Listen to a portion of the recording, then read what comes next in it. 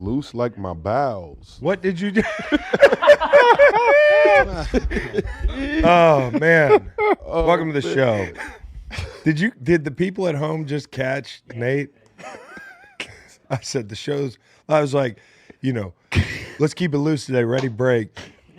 Loose like my bowels. Man, the food was awesome though. It was all worth it. The first bit of business you do when you get back from New Orleans. Yeah. And it was delayed. We don't need to go any further into that. We're classier than that, guys. We have much better things to discuss. Welcome to the show. Special guest today in studio, Macon Gunter. Yes. Clapping for himself over there. Well, I was worried there wasn't going to be enough clapping. So I wanted to contribute.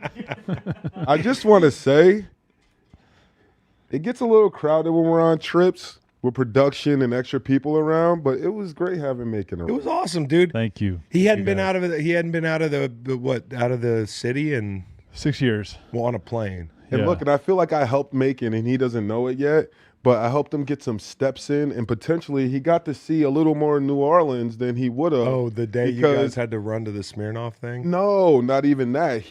We were staying at the same Airbnb.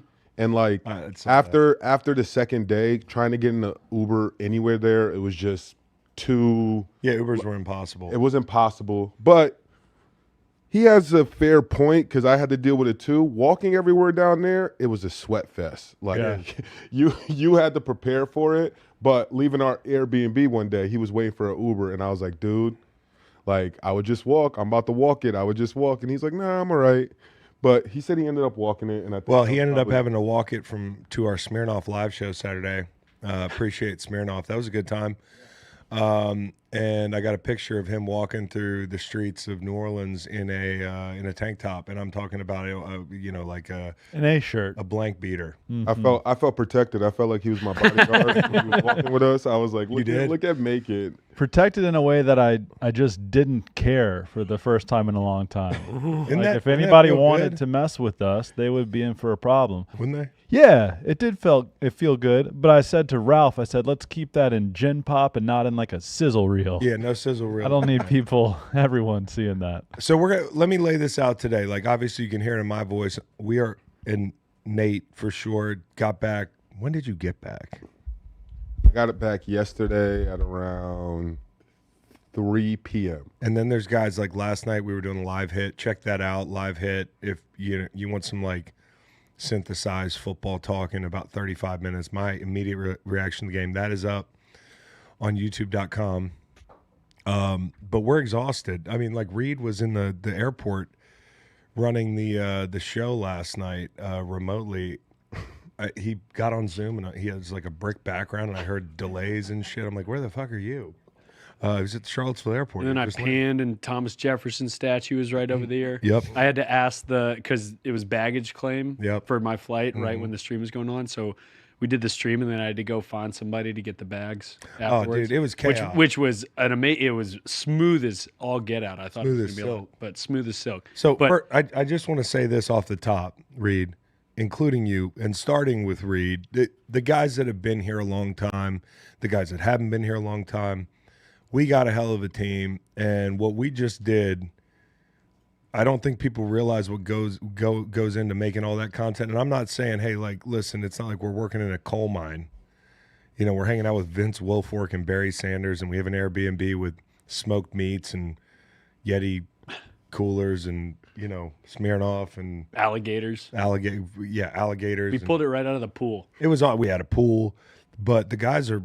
I mean, there were nights where I'm going to bed or headed to my hotel at 3 a.m. and dudes are still cutting up film. So I want to shout out Aiden, Tanner, Matt, Cowboy, obviously Nolan, Macon made the trip, Nate made the trip.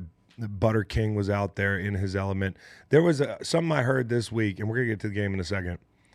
Ralph, shout out to Ralph as well, who's and B. Nelly. Don't forget B. Nelly. Yeah, who's an MVP. Our old friend Taylor made the trip. Taylor made the trip. We're a small team, but we became a big team this weekend. And Jason. Can't forget about Jason. And Jason, yeah.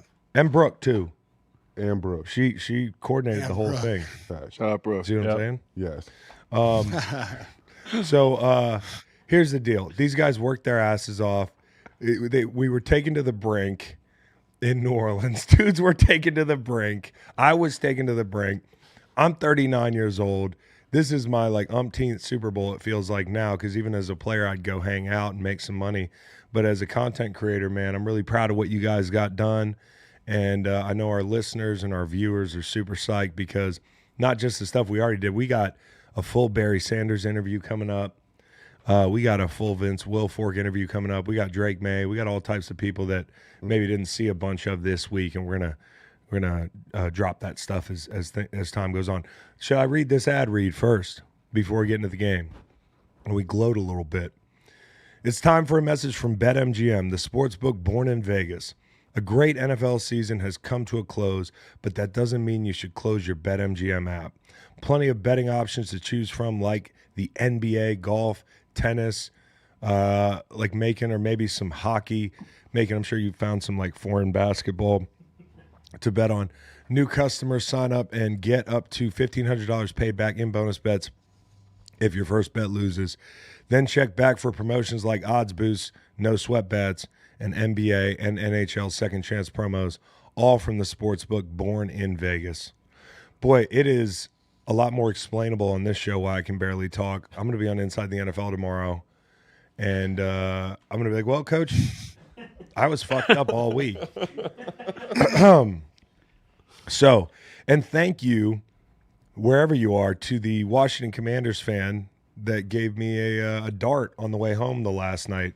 Who was I with that we ran into? It was me and Ralph walking down the street at 4 a.m. There's nobody out there anymore at all. I'm looking for a lighter because I had a dart, special occasion.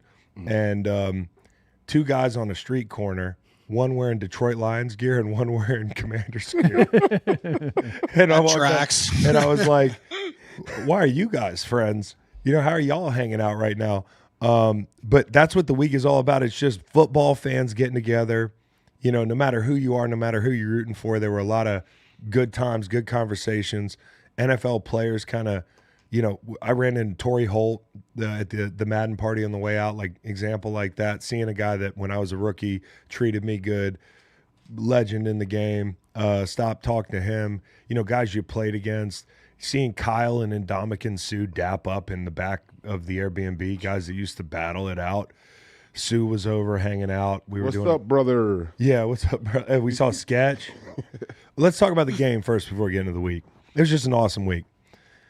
So I just want to say this. We'll 30,000-foot view, and then we'll zoom in.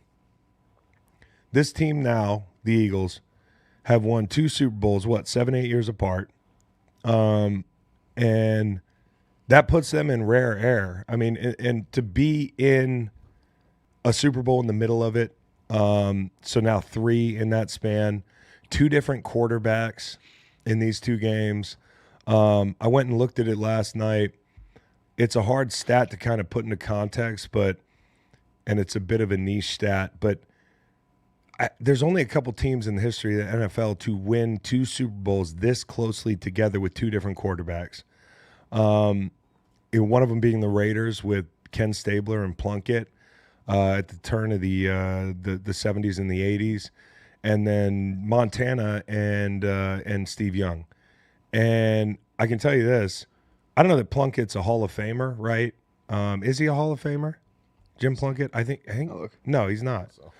Stabler is, yeah? Stabler, Hall of Famer? So Montana and Young, Hall of Famers. I think, and I heard Ryan Clark talk about this morning, and I thought it was a very interesting point. Like, when you look at Eli Manning is known for winning the big game. Like, that's kind of his claim to Canton. And we've heard a lot of people, myself included, argue that, hey, the Hall of Fame is what it is. It's about fame. It's not necessarily a guy with the best career overall all the time. It's about guys that win championships. And Ryan said this. He said, well, Jalen's on pace. Now, when the pace is one of 2 championships, it's hard to extrapolate that there's going to be another. But he's not lying. I mean, if he were to win another one, you know, you could put him in that Eli conversation that where so far in his career, there have been a couple ups and downs, but on the biggest stage, he has dominated, outplayed Patrick Mahomes. He's going to have an opportunity, but the point remains, Nick Foles, Jalen Hurts, 2 different quarterbacks, 3 different teams getting to the Super Bowl over the course of 7 or 8 years. And I said this to Howie when I saw him this week. You know, it's amazing what you've done because it's a couple different teams. It's hard to keep teams together. And the way that they've been able to fill in the gaps and kind of recycle and recreate themselves, and it's nothing short of spectacular. And to me, it puts this program in rare air. And I'm not being a homer in saying that, especially in the 2000s, in modern day football where free agency reigns, player mobility, it's harder to keep teams together. It's harder to keep them focused. You don't get as much time in OTAs and mini camp and in training camp. It's harder to reinstall, develop talent. They've been able to do all that over this span. And I wanted to give a shout out to Howie Roseman, who had a hand in getting me there and changed my life. And he's changed a lot of people's lives and including them on these teams. And he's made the right choices. So we're going to talk about the players, but it's nothing short of spectacular. 2 different coaches, bunch of different coordinators over that span, being able to find the winning formula by taking risks, right? And doing the thing that everybody says, you can't do that, myself included. When they drafted Jalen Hurts, I mean, not many people thought that it would bear fruit the way it has. Right. You talk about a guy in Carson Wentz who had an MVP caliber season, and he was still willing to make that move. You know, the moves he's made in the draft, the moves he's made in free agency. Hats off to Howie Roseman and in the program they built, world champions again. So what's the biggest takeaway for you guys? I mean, the Eagles are fucking good. Yeah. That's my takeaway. The Eagles are a fucking super deep, super talented roster, man. And they beat a team who's going for a 3-peat. Like, the Chiefs are incredible. Their offense is really good, man. Super efficient, really confident. They have great coaching. They have a great defense. And let's not be shy about it, man. The Birds beat the dog shit out of them. So I feel like what you're saying, testament to Howie. We were chopping it up with him at the New Heights party on Wednesday or whatever, which feels like a month and a half ago. But yeah, that's all he had to say. I was just like, Howie, I feel like you guys are going to win because you have such a deep roster. And he's like, yeah, well, I hope so. And I'm like, all right, cool. Great analysis there, Beau. But that's really what it boils down to for me. And like, the Eagles have won games differently all year. This game was just a defensive bloodbath, man. Like, the way those guys were playing defense, it looked so fun. It made me want to play again so badly. Just the energy. It made me want to play. Everybody. It made me want to play that O-line, Beau, and it made me want to play with those DBs behind me. Absolutely. It was unbelievable. Yeah. But even like other guys on special teams, sorry, I just want to finish this because I thought this was a really cool moment. Even other guys on special teams, like, talk about the depth of this roster. Look at Trotter. He had a sick tackle on I think it was a kickoff. Went crazy. Did, his pops' celebration in the Super Bowl. And everybody from the special teams flocked around him and kind of did the celebration with him. And it's like, just such a cool experience, man. Such a testament to the depth of this team. Like everyone was making plays yesterday, so just a good team. Man. We said it coming in, best roster. Yep. Yeah, you know, and to your point, and I would put this roster against. I mean, find me a roster you think is better since 2000, top to bottom. It's an interesting conversation. So what go ahead, keep going. I just want to say real quick. I asked BG at the media day that we went to, which again felt like a month ago, like who's the better D-line? This one, you know, from this team or the unit that we had 2017, 2018. He's like, I got to give it to us. You know, like we went out and finished this thing. Listen, man, fucking hand to God, this defensive line, this defensive front seven for the team, 2025 Super Bowl team is way fucking better than we were. Chris. Oh, did you see them yesterday? I don't know about that. I think the team's way better. And this isn't me being prideful, but we had Fletcher Cox. We had a younger Brandon Graham. We had depth like they have. I think Milton Williams is fantastic. I mean, you probably say he's a better number 2 tackle than anybody we had. No offense to anybody. No. You know, on third down. I was the number 2 tackle. I was going to say. No, he wasn't. He wasn't the third down guy. You know, I'll just say this: like a lot of defensive line in today's NFL is third down, and you know, not only do we have pieces like Beau that were huge luxuries on first and second down, but we also had guys on third down. The rest of the team, like to me, it's not close. I don't want to say that we'd have got blown out, but I don't have enough pride. I mean, I got a lot of pride, but I'm a realist. Like, a lot of people ask, like, how would this team match up against that team? Well, number one, they got Saquon Barkley. That would have been a hard thing for us to deal with. I mean, we were very good at stopping the run, but a lot of that was because we made sure that we had leads in a lot of games and teams had to abandon the run. I think ultimately what it comes down to is this. You know, the Super Bowl was played. It really encapsulates the whole thing about this team. Spags had to make a choice. Take the defense out of it for a second and look at the offense. Spags had to make a choice. He had to say, are we going to let Saquon beat us, or are we going to take a gamble and say, hey, Jalen can't beat us? And he took the gamble and said, Jalen can't beat us. We're going to take away the middle of the field. His passing chart looked like a canyon, okay? Mm-hmm. So there's dots out here, and, you know, that's the thing he loves doing is throwing outside the numbers. Yep. Deep shots. He's good at deep ball throw outside the numbers as there is in the game. That was on full display early on that fourth down. We see it all the time. And Spags just decided, hey, we're going to make the quarterback who at times this year didn't throw for 200 a game. You know, he wasn't the centerpiece.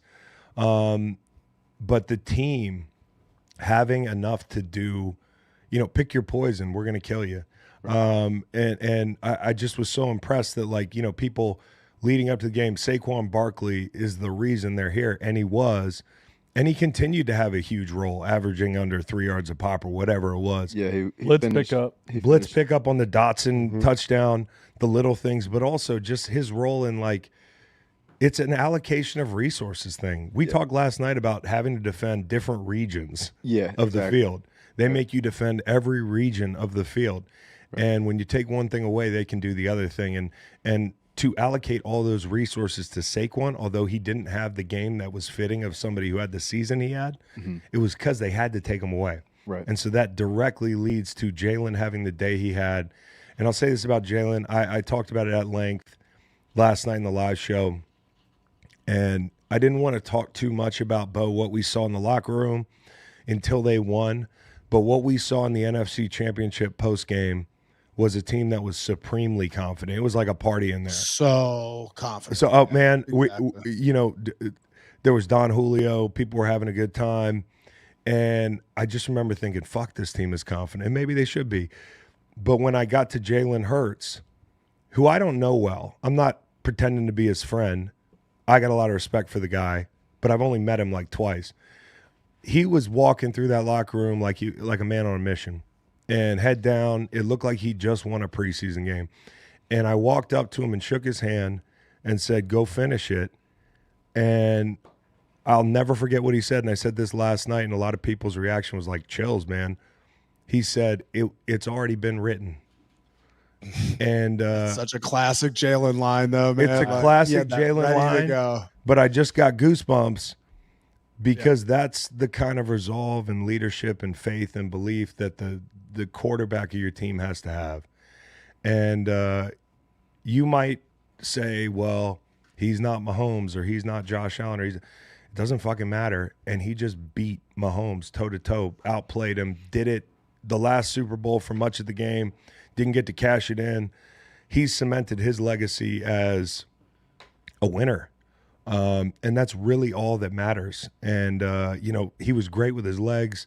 He was great late in the down, where at times this year we said, hey, the longer the down goes on, he has made some mistakes extending plays. He was under control. He took what they gave him, and he made beautiful throws. The back shoulder throws, the deep balls, using his legs in key situations. They came out in the second half, and you thought they're going to go boa constrictor and run the ball 30 times. They came out throwing. Yeah. Yeah, it speaks to the faith they had in him. And so for him, congratulations, man. And he's part of Philadelphia lore now. He earned his respect. One thing that stood out to me is after the game, BG, when he was being interviewed, he was sitting right next to Sirianni, and he goes, like jokingly, he goes, we had no victory Mondays this year, but he ultimately took care of us. And hearing that, I feel like for Howie Roseman, for Sirianni, like that's something that you maybe don't hear. Like guys usually get a few victory Mondays here and there, but with a team with so many valuable rookies in the long run, I can just think how much those extra 17, 18 days throughout a season, having those rookies have to be in there, be around guys, learning, getting familiar with your teammates. And also when you're a rookie and you get those victory Mondays, realistically, like you don't know how to use that time the right way to take care of your body, or rather than think about it as, oh, I got a day off, let me try and go to Miami for a night or do something like that, versus when you're forced to be in the facility and get in the cold tub and get treatment, even if it's for 2 hours, right? It just forces you not to be able to get in trouble. And I think hearing that, I was just like, wow, that's interesting to hear at the end of the year. And I wonder if it's something that like other owners or coaches are like, you know what, like fuck victory Monday. Yeah. Like look at that. Whoa, facts, easy. Yeah, take it easy. Look how that team finished out the season. Because if you think about it, like really, like look how the Eagles finished out the season. Yeah, like a team that was struggling to score in the first quarter, like they just like belt to ass the last couple of games, putting points up. It's just like wow. Here's another thing. And some of y'all are in this chat. Do you remember when I said no one's going to remember Week 18 sitting Saquon Barkley? Oh, but the record, we got to have the record, because what if we don't win the Super Bowl? Well, what this guy just did is set the postseason record for yards in the postseason from a running back. And I'll take that 10 times out of 10, because that means you're playing in all the games. And that means he's fresh. And that means so on and so forth. And no one could have said for sure, like, if he played, would he have been healthy? But I kind of like the idea of him getting some rest rather than getting decapitated by 11 guys who are going to be loading the box and trying to beat up their old teammate in a game where everybody else is sitting. And so he was fresh. To your point, I think Nick did a great job. I think I'm so happy for Nick. Yep. He's one of the most hospitable, down-to-earth people. I mean, you talk about in the NFC Championship, I can share this now because I was going to say, please. When we got out of that locker room, when we got out of the so locker room, Beau, I was like, we cannot talk about this. Yeah. But you, dude. We can talk about it now. Let's go, baby. All right. So we're in there. We go back into his office. He's got his feet kicked up on the desk, throws me a shot of Fireball. Like he's got like three zins of Sirianni's a Fireball guy right in front of him, just like empty Fireball shooters all over. What jersey was he rocking too? It was so sick. Cool as a cucumber. He's like, "Oh, what's up, Chris? What's up, Beau?" Like we played for him in the game, or we more like what's up, guys? Like more like we were teammates. Yeah. He's got. Hey, we fucking did it. Like, you want a shot of Fireball? I was like, fuck yeah, coach. But he's got that thing about him, bro. Like, and that's what when you realize when you're around him is like he feels like one of your teammates. Mm-hmm. And I loved hearing him talk leading up to the game about, his humility kind of shined through in some of those pre-Super Bowl interviews where it's like, hey, I know I'm not your prototypical head coach. I know people don't look at me and say, hey, that's what a head coach looks like, what he acts like. But the truth is, and maybe this is what he wouldn't say, ask his players. And every time we've asked the players, anytime we've had doubts about decisions he's made, outbursts, exuberance, walking out of Arrowhead Stadium as he's growing as a coach and saying, I don't hear any Chiefs fans now. And we're all cringing. And then, the Cleveland game when he's mugging up the fans. And, there are times along this journey where people said, hey, you got to grow up a little bit. And I really think this year he grew up a lot.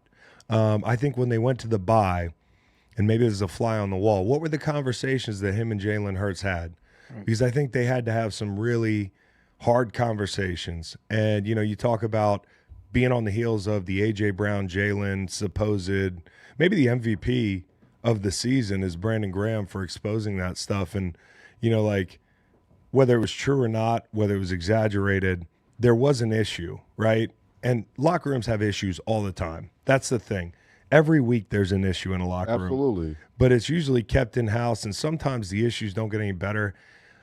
I thought Brandon Graham getting on that radio show and kind of spilling the beans at first, you're like, what are you doing, BG? But it forces you to work it out. Because there's no place to hide, and it's going to be the first thing everybody's asked about. And you want to be able to say at the podium next week, there's nothing wrong. And you want to be able to tell the truth. The only way that happens is to have real conversations. And so I thought they made the most of that bye.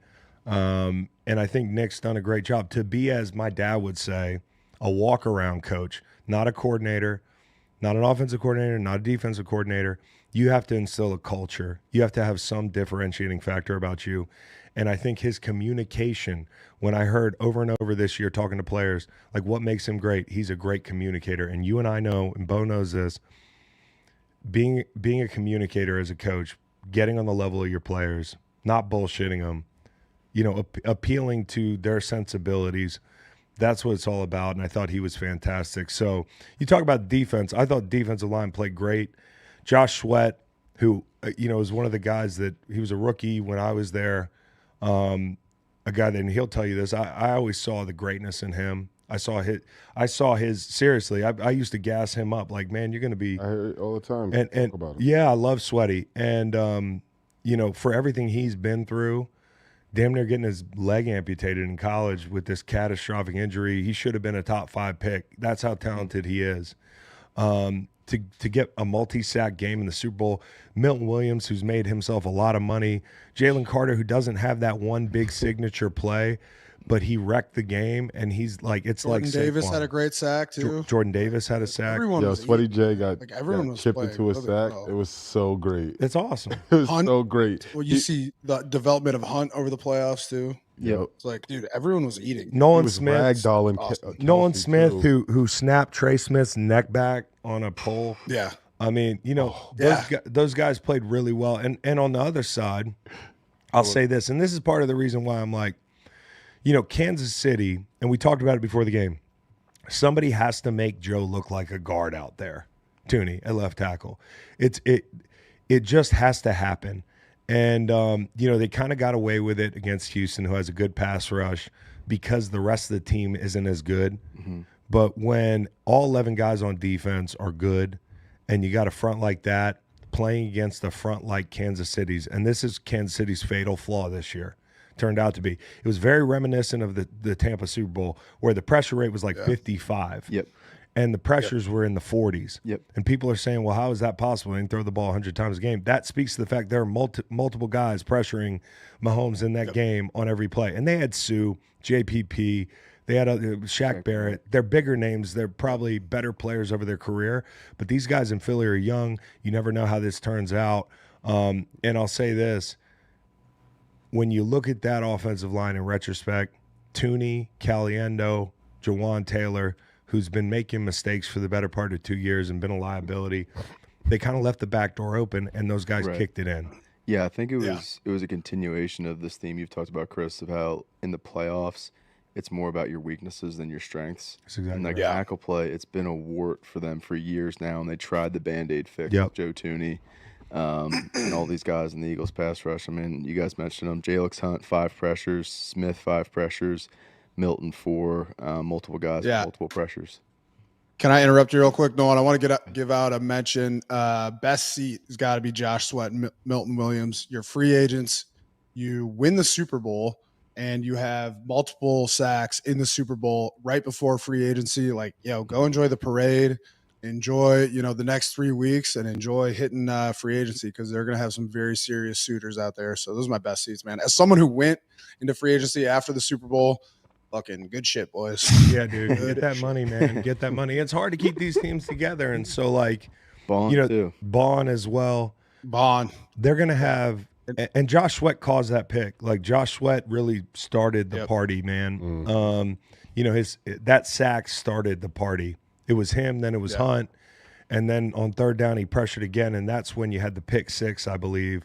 Yep. And that pick six changed the game, right? Like, make no mistake about it. Birthday pick six, bro. Unbelievable. In the Super Bowl? Unbelievable. The fuck? Like, so great. Like, that's as good as it gets. You're 22 years old? Come on. Especially in the real time, who is it that's choosing the MVP, like, for the end of the game? Like, I don't know. And I just wonder, the team or the person, how many times it maybe, like, switched during the game. I think in the first half, if the half ended, it's Vic Fangio.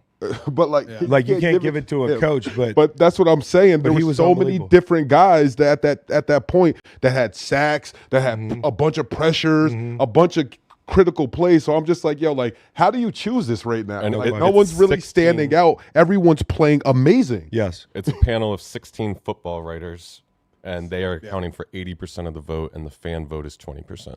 I didn't even know that the fans vote. So I just wonder, for those 16 people, if they're in there and they're just like, if people are like, definitely Sweaty J. Yeah. And then everyone's like, no, Jalen Hurts for sure. Or everyone's like, Cooper DeJean, like, what? Pick six in a Super Bowl? Like, what? They pass around a little ballot near the end of the game, and then you have to submit it by the 2-minute warning. Yeah. Oh, that's tough. Yeah. Because, somebody can make a big play in the last minute. But in this game, it was out of hand. Speaking of awards, can I give out one? I think we've talked about a lot of guys that play great for the Eagles. I don't think this dude has gotten mentioned yet, but Jake Elliott battled through adversity this year, man. He wasn't, his same consistent self that he's been. And, some of that is due to injury that's not reported. I'll tell you that because I fucking love that guy and was talking to him about it, and he's a fucking grinder. But he went 4 for 4. I think he hit from like 50 yards, 46 yards. He played great, man. And then he had to re-kick that 150-yarder. There was some weird shit going on. Yes. He went 6 for 6. With the cadence. Yeah, exactly. There's some weird stuff going on with the cadence. I think Jake is now the most accurate kicker in the playoffs, which is exceptional. Like, he's such a good dude. He's a great athlete. He's a great player. So want to give him some love. STL Memorial from me, and enjoy the parade, baby. I think for Jake, and to get 2 rings, he's one of the few guys. What is it? It's Lane, BG, Rick Lovato, and Jake, right? Yeah, the 2 rings. That's it. Awesome.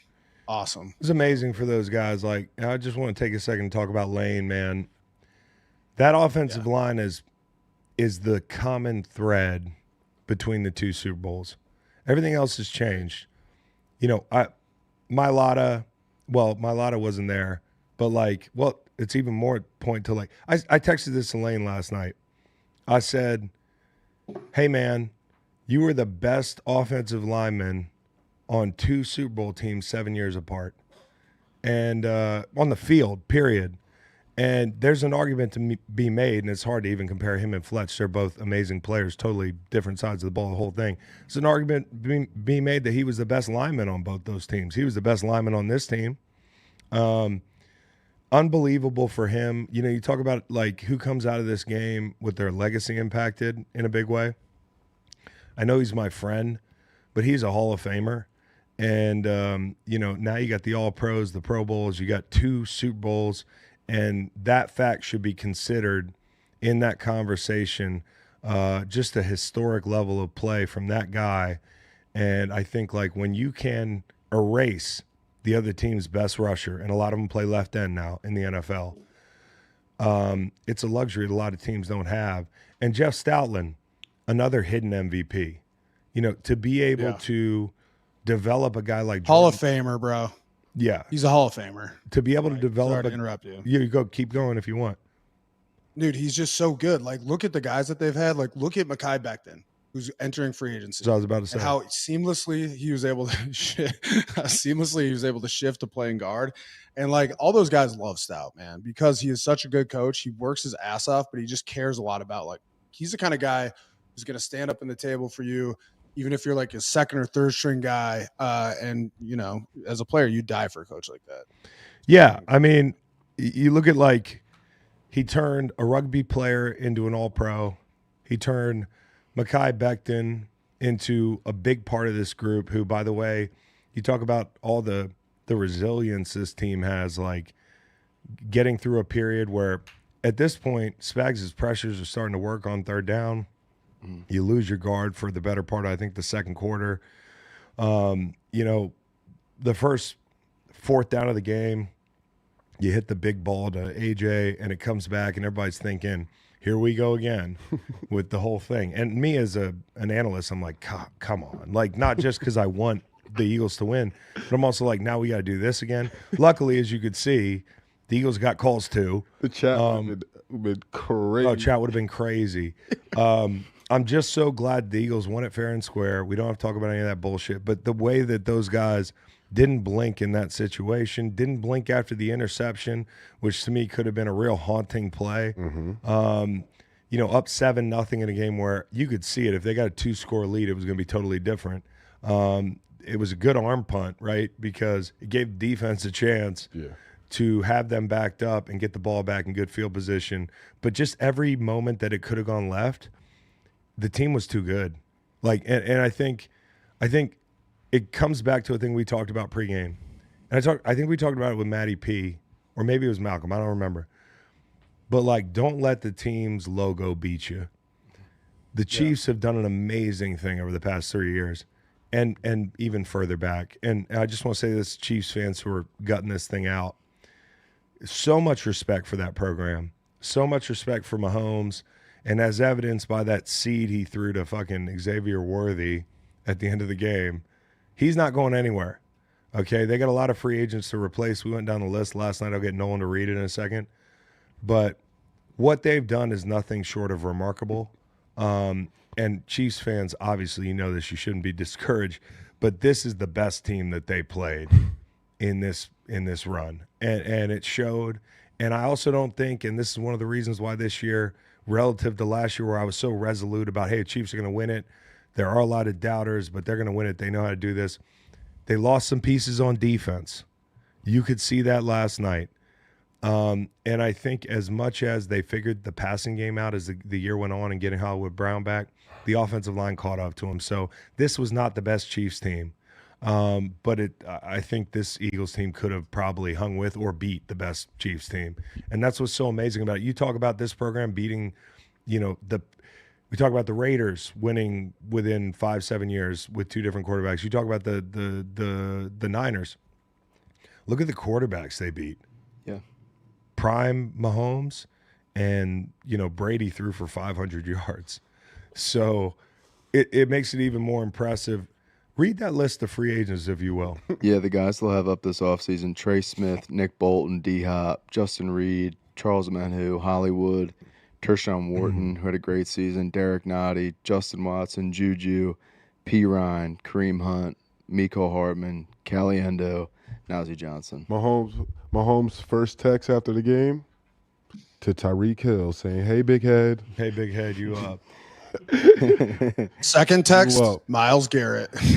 Yup. No question. No question. I just it's as elated as these guys are. I talked about this last night. I went to pick up barbecue before the game, which is now my Super Bowl Sunday. It's way different than it was 7 years ago. How'd you do? I did successful? really, yeah, won the game. Great. The guy at the counter was like, "Hey, who should I bet?" I was like, "Birds by a million," and he gave me my barbecue. And I just threw on my pregame playlist from Super Bowl, and I don't play it a lot because I kind of want it to be a special thing, and I just let it run. And I was sitting in my truck, and I had chills just thinking about, like, you know how songs bring you back. The bus ride over, the gravity of the pregame. Like, you walk out on the field, you got your headphones on. There's international media. There's 2 hours before the game, it's like a convention in there. It feels like you're at a global event. And, you know, like the bus ride over, you're like, hey, the night before, my life is going to change. What's it going to change like forever? Is it going to be a loss? Is it going to be a win? Like the flip sides of the coin are ridiculous. And for these guys, their lives changed for the better. For the Chiefs, you see what it's like on the other side. You saw a guy crying on the sideline. You hear the story about DeAndre Hopkins pregame where his dad, who passed away before or around the time he was born. I guess it was 5 months old. 5 months old, like didn't know his dad, gave him a fur coat and said, hey, wear this at your wedding or a Super Bowl, whatever comes first. Pretty good foresight by him. But you hear a story like that and you're like, it's a shame somebody has to win this game with a story like that. You know what I mean? Losing this game can be crushing. And these guys walking through the tunnel before the game, I got an image burnt into my brain of Travis Kelce with that Boogie Nights suit and Patrick Mahomes wearing a green suit. Midnight green. And they just look so all business. You stand across from them, you know, for 5 minutes because they're doing the moment of silence for the people who lost their lives in that truck attack. Those captains were face-to-face for probably 5 minutes. And you're getting a good look at these guys that are going to go down in history. And they didn't blink. And to me, that's the hardest part leading up to a game like this is like, don't let the logo beat you. And we had to go through it in 2017 when we were playing the Patriots. These guys at the end of the day put their fucking pants on just like us. They happen to have the best quarterback of all time. But all the other guys got to beat us too. And this is a prime example of that thing happening again where it's like this team didn't blink. And I'm so impressed with that. Can I give one more shout out to someone? You can give 5 if you want. Oh, I can do 5. I'll start with Cam Jurgens. Turbo. Though. Dude is playing through some serious, he's playing with some pain, and he's a tough guy, man. It's hard. It's hard to, come back in the NFC Championship game after not starting, clearly dealing with injury, grind that one out, and then you got a week, at the end of a very long, very physical season to get ready for the biggest game of your life. And he went out there and battled, man. I have so much respect for that dude. Fucking great guy. Huge friend of the pod. Chris ran into him randomly wearing some of our merch at the team hotel, which I thought was pretty cool. He's just a great guy. I met his mom at the NFC Championship game. Reminded me so much of my family. So I want to give him some love, man. I'm super happy for that guy. He's a great player. Worked his fucking ass off and played through some serious shit. So shout out to Jurgy.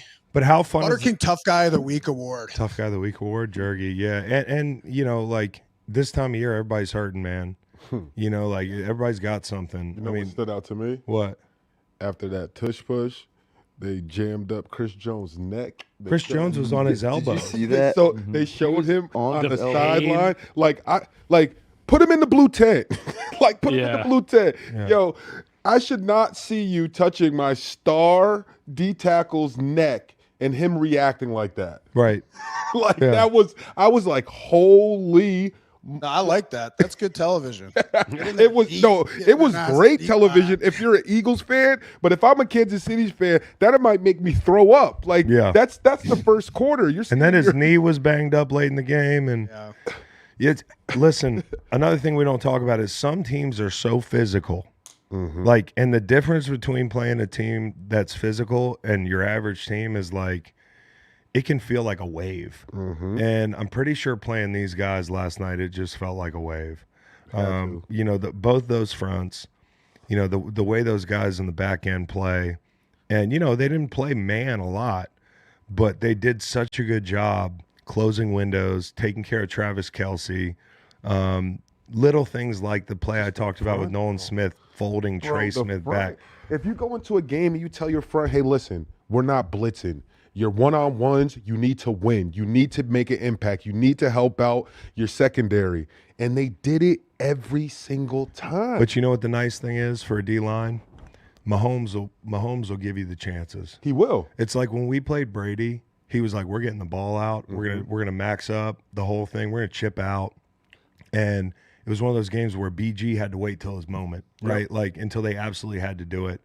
But you could tell because of the game script early, it was going to be fun. It was going to happen. And Mahomes is a guy that will look for, and especially after the pick six, I felt like, and this is a fatal flaw of any great player, I felt like had they tackled DeJean at the 20 and maybe forced the field goal, and that point you're down 13-0 with the ball, chance to cut it to one score, it feels way different to go down 17-0, and it feels very different as a very prideful guy who wants the 3. I got to get that back. Got to get it back right now. Like, I got to. And he could, and playing the way they had to play it's just not going to work. You know, with the offensive line they had and the front that the Eagles have.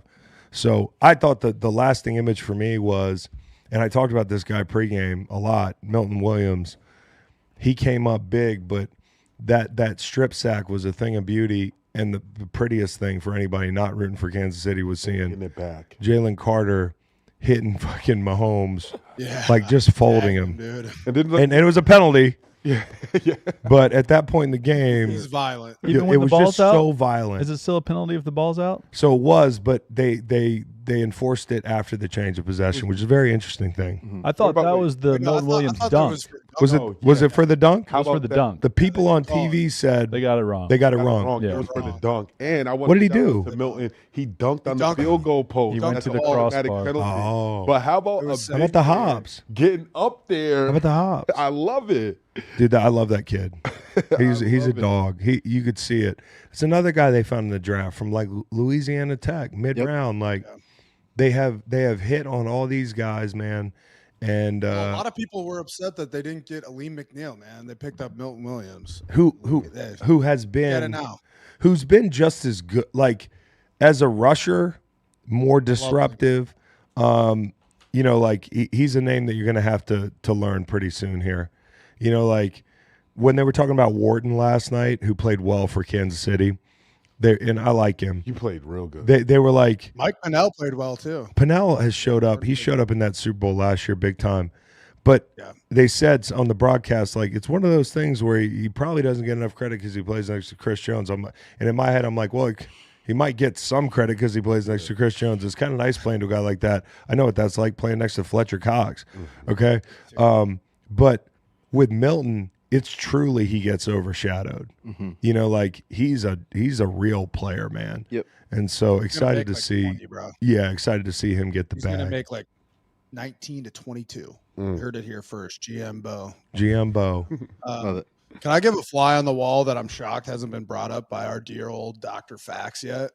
Go ahead. Fly on the wall. I would love to have just been, you know, within eyeball vision of Drake watching the halftime performance. I just would have loved to have seen. Do you feel like he won? his demeanor, you know? Do you feel like he won, Drake? Because a lot of people are kind of like, come on, it didn't have to be about a beef at halftime, like. Or do you I thought think it was great. because a lot of people, there are a lot of people that did not like the halftime show, But and I didn't see it. People, You liked it? The people who Okay. didn't like it, they're either severe Drake fans and or White they just people. don't understand. They Whites. don't understand music and what's going on. He just won Yeah. 5 Grammys for that song. For Yeah. anyone to think that he was not going to do that song, We got a Drake fan in the back doing this whole there's thing. something wrong with you. And whether you like it or not, it was an awesome show, start to finish. To finish. I think Drake definitely has some things. Yeah. Like if I was Drake, I definitely have some points in my head that hey, your back's against the walls. Everyone's trying to kick your back in right now. But look, the way he tried to do it, Drake has some points to be like, yeah, those are my exes up there. I don't care. Like, look, they're like two of the hottest tennis chick. I had the hottest tennis chick and one of the hottest R&B singers, like who's around right now. And if you want to rub that in my face, that makes me feel good. Yeah, Like he has. that's an interesting way of thinking about like it. he has different ways to think about it, but Ooh, he you has to dated know. Serena. Exactly. You had to. If I was Drake, you had to know that this was coming, and I think he prepared for it. He's on tour in Australia. He's across the world, so it hurt a little bit for sure. But both of these guys are making so much money that like I really don't care. Drake's laying on a pile of strippers drying his eye with a bunch of $100 bills. No, he's making $500,000 bets on B-list MMA fights. Did he lose? Shit. Did he lose his bet last night? Who did he bet? I have no idea. That would be the real painful thing. Know what I said? If Drake interesting political discourse too. I thought it was cool to see the president's DEI policies enacted at the halftime show. Didn't see a single white backup dancer. You know, that makes sense. That's pretty good. That's pretty good, Beau. You had me in the first half, right? I was like, "Where are we going?" Hey, if Drake is listening, if he wants to turn this all around, yeah, come on our show. Come on our show. But really, we'll let you speak your mind. He needs to find an Eagles player that still fucks with him and pop up on a float. Pop up on the float with the Eagles on February 14th when you're already supposed to be dropping the album. You get people back on your side. If the guys are all cheering with you, I think that's the way to do it. What do you think, Beau? Beau, if you was on the team, would you accept Drake on your float right now? Yeah, but dude, I'm too busy getting drunk, catching beers, and hanging with my boys and to fucking talk with Drake on the float. So the parade is Friday? Yep, the 14th. That's really cool. Our parade was like quick. It was like right after, I feel like. Is it really like 2 cool? Days later. If you're a female from Philadelphia. It's Valentine's Day. And your significant other is an Eagles fan and you're not, I think that a lot of people are going to break up this weekend. No. Like, Valentine's Day. What do you mean? Valentine's Day? They're Philly women, dude. Bro, they would be. I think they would break up with their guys if the guy was like, "But hey, I'm saying no. It's either going to be the best Valentine's Day ever for couples if you guys both love the Eagles. But if you both don't love the Eagles, and one or the other, I feel like people it's going to be the worst. I think people understand that we can put to the side for 1 year. We can put to the side a corporate holiday that actually means nothing. It's just a Hallmark holiday, huh? My birthday is November 14th. It's almost 9 months from Valentine's Day. Something tells me there's going to be a lot of babies. Thanksgiving babies. Born on November 14th. There are going to be a lot of Thanksgiving babies. A lot of babies. Philly Jones. A lot of Coopers. A lot of white kids named Jalen. A lot of Coopers. Yeah, a lot of. Yeah. You're gonna get black Coopers and white Jalen's. It's going to be awesome. How about my daughter? Because I was doing this all the start of the game. After the pick six, when Kendrick gets on. So, my kids were going nuts, bro. At one point, my son Luke is bouncing around the room and says to my older son, Waylon, he goes, "It's the Diet Coke." The kids were Diet Coke does make you bounce. The kids were lit up. The kids were lit up. They stayed up till 10:30. They at the end of the game they were giving me hugs. That's the coolest part about it. Like honestly, for me, it was cool watching a couple of my friends get a ring again, and it's cool seeing everybody in Philly happy. But like, it's really cool that my kids love the Eagles, and everybody was hugging at the end of the game and shit. It felt like New Year's Eve or something. But just Super Bowl Sunday is the best thing in the world. If your team wins and if you got a room full of people, we had a bunch of decorations and shit, had a few people over. But anyways, as far as the week goes, I guess we could kind of open it up. Well, real fast, I want to know, so you talked about the parade and everything. What is, you win the Super Bowl and then you wake up Monday morning. Okay. What are those 12 hours? I'm going to take you through both of the Super Bowls real quick. And, Beau, you can kind of talk to me about your experience. But so New England, I'll never forget, they bus you over to a team party. And the team party was in this big warehouse. And I get in there, and I've got this idea in my head of what it's like to win a Super Bowl, like my whole life. And we walk in, and it's like the Patriots sold tickets to like 1 million fans. So it's basically like a fan experience. Like, and we're all just sitting there, and like, there's people coming up to my dad and coming up to me and bothering people. And like, it's not a bother, bro, because if I was in there and I was a fan, I want to go. But like, you want a space to hang out with your family and shit. Yeah. No, I know. Well, Kraft's trying to make money. So I got out of there so fast. And we went to, what hotel was it, Macon? The Fox Hotel. So we were at the Fox Hotel in Houston. And just had a good old-fashioned, it was a low-key bar, like a hotel bar, just beer-drunk Stella night. And ended up hanging out with Aikman and Buck Yep. and Macon and a couple guys, and my family was back there. And then I'll never forget late night, Ninko and I. You always imagine you being in a nightclub with like sparklers and shit and celebrities, and a lot of guys I'm sure were. But I spent the last 3 hours of my night with Ninko in the hotel room, packing dips, drinking beers, watching a replay of the game, because you just cannot believe it happened. Wow. Like, Especially that one. well, yeah, yeah. But that one was like, and any of them, when the game's going on, this must be an adrenaline thing, but it's almost like there's a buzzing in your ears, like there's a ringing in your ears during the game. When I think about memories of the game, it looks like a Varsity Blues montage in my head. It looks like Thunderstruck in my head, like especially the first half of that game. It's hard to remember any particular memory. It just goes by so fast. So you watch it on TV and you're like, whoa, that happened. So the next morning you wake up, our whole team is on the same plane back to New England with families and that sort of thing. I think we did the parade a day or two later. And the first night we got back, people are out in Boston having a blast. I'm so tired. I went to bed, decided to get some sleep for the parade. Roll up to the parade. I got a fucking Gatorade cooler full of like booze. And the guys in New England were like, what is that? I'm like, y'all don't do this every year? You get on a bus, they take you to the duck boats. McCourty was like, that's a good idea, dude. I'm like, Yeah, like what? I'm like, well, y'all were so busy. Act like you've been there before, Yeah, brother. yeah.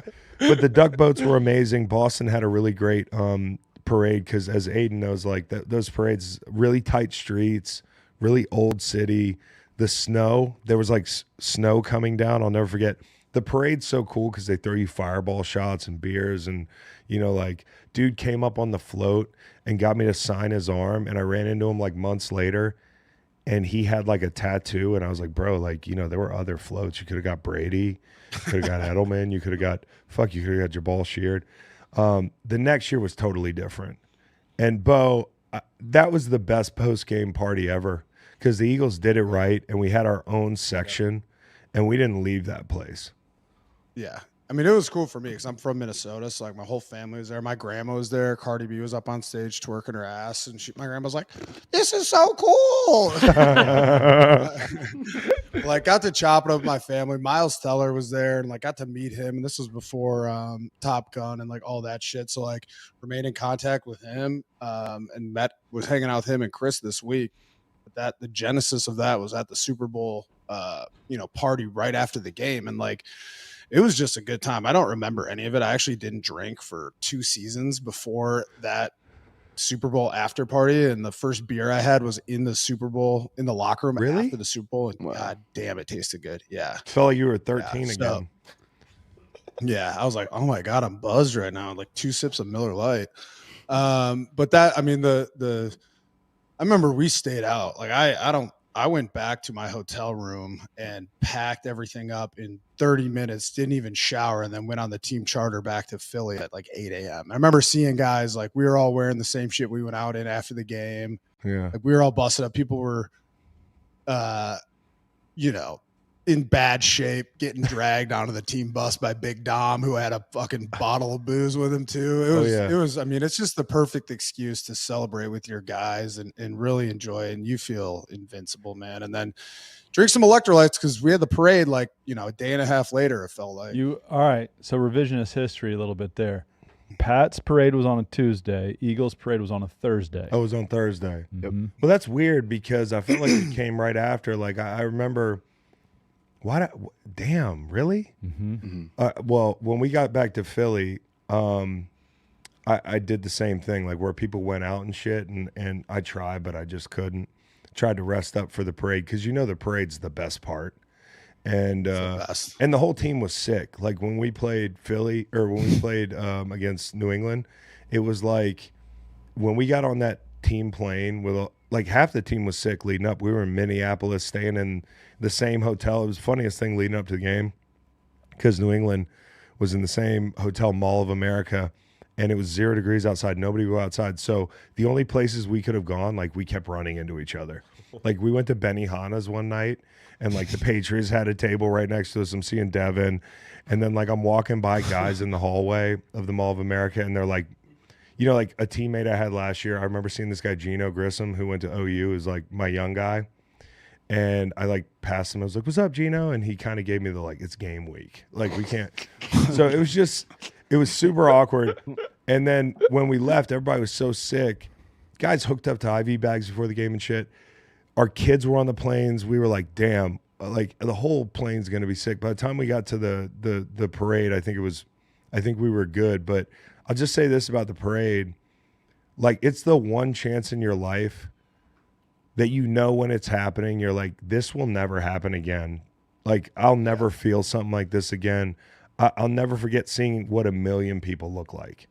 Like, when you hear 1 million people in some place, stadium can't hold that many people, you know, like nothing. A parade is like the only time you'll see that many people in one place. And the feeling going down the street and thinking like, hey, this is for us. It's the one time. One day we're gonna die, right? Macon knows that for sure. Yeah, he can't wait. But like from this day until that day, you feel invincible. There's no drug. There's no experience that will ever live up to it. It's like Soma, bro. If you know in the Grinch when he's like his heart grew 3 times in size that day, like my dick grew 3 times in size. Parade, float, bro. I'm catching beers. I'm taking shots of 1942 with Timmy Jernigan, and his big ass grill is just blinding me. Oh. Won't stop smiling. And Cowboy, you got that photo of me and C Long. Like Chris showed up for the parade, suited and booted, kidding, with that legendary AI jersey on with the fur coat. Yeah, it was a good look. That's in Philadelphia. I did feel I did feel the text last night, and I'm not sure if he was being serious. Oh, somebody wants to redo it. Somebody might be wearing the coat Friday. Ooh. With the jersey or just the coat? I think what they wanted was the coat. It was like I got a text last night at like midnight. Him? Let me get that coat Friday. Him? Who? Coop? No, it's not a white guy. Oh, you got to keep the exciting whites. You're an exciting white by default. You and Beau are exciting whites too. But I'll tell you, it's a guy. It's a guy that I really love, and so I'm looking forward to. You know, I don't want to say who it is to put pressure on him to wear it or not, because maybe he was just drunk. But I'm getting an SUV today to go up to Inside the NFL for our last show, and I will be bringing the coat. So nice. I don't think anyone's gonna be wearing the outfit that I had, because ever since January 6th, just not as good of a look. Yeah, an American flag button down. Yeah, with big white man with Canadian tuxedo. Yeah. We got to find that dude. I was wearing a GoPro that day. I've never accessed that footage because I was like, I'm gonna save it. I'm gonna save it for when I'm on my deathbed. I might need to go find that GoPro, dude. Go get the GoPro, bro. You didn't load it. You didn't load the footage onto a computer. Are you kidding me? No. Do you have the GoPro? I have it somewhere. Do you have it stashed away like it's a sex tape? Come on, like give us. I haven't used the GoPro since. I gotta Beau, look it up. Bro. Today, Cowboy, will you remind me? Can you do me a favor, bro? That footage. Like, can you do us a favor, like I'm professionally? scared of what's on it. No, I know, but like send it to us and we'll cut it up and make a YouTube out of it. I'm actually gonna bid it out to some of our competitors. So like you guys, we're gonna give it to CBS. I will get the footage. I will get the footage. That's so good. Oh, that's fucking funny. All right, yes, I will find the footage, and I hope that it is. As far as I know, I've never used a GoPro since. I bought it for that day, and that's the only thing I've ever used it for. So like the SIM card and shit should be in there, and I hope it is just. Watch it just be drunk mumbo jumbo. Oh, it is, bro. It is going to be. It just gets pointed at Beau's forehead the whole time. Do you know when you? Hey, someone in the chat goes, video 2 on the SD card is inside the Capitol.